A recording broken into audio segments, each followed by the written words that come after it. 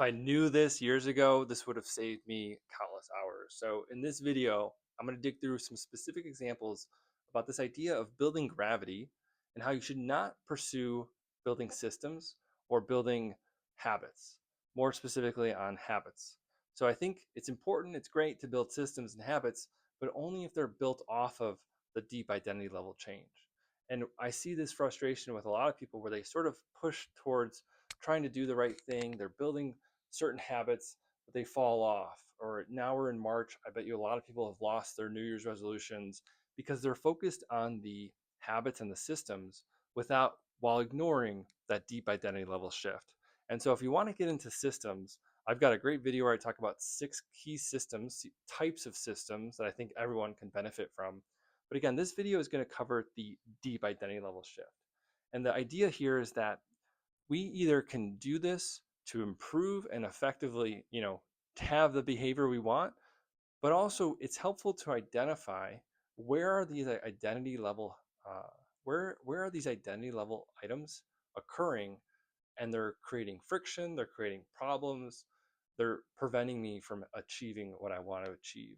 And so the idea there is, let's say on a service level, it could be, hey, I'm a procrastinator, or hey, I work best under pressure, or there's certain things that you can tweak to just get a better outcome. So in this video, I'm going to talk about just a couple quick examples in my own life.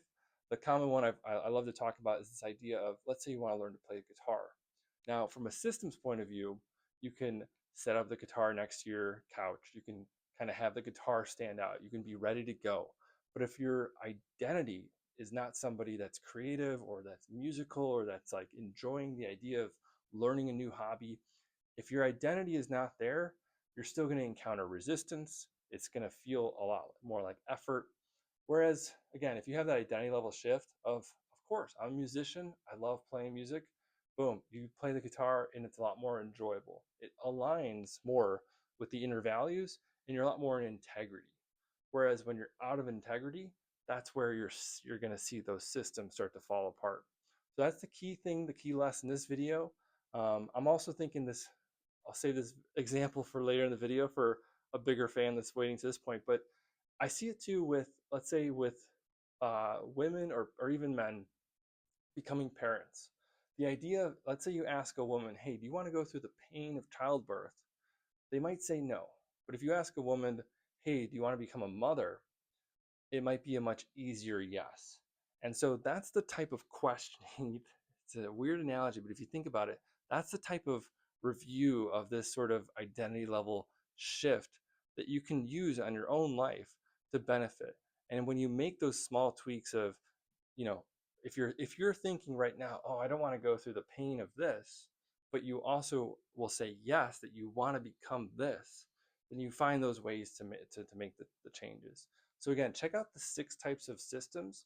I talked about all of the details around that, and that's been helpful for me. But again, if you're struggling with the deep identity level shifts, find out in your life where they're preventing you from achieving what you want, and then start to identify more with the ones that will help you. And again, this isn't about fake it till you make it. This is about having a deep identity level shift that aligns with the core values and principles that you live by. So hopefully you got something out of this video. If you know somebody that would benefit from watching this video, please refer this video, share it with them. It's referrals like that that are going to help this channel grow. And leave a comment if you got something out of the video. I'd love to hear from you. Leave a like. Until next time.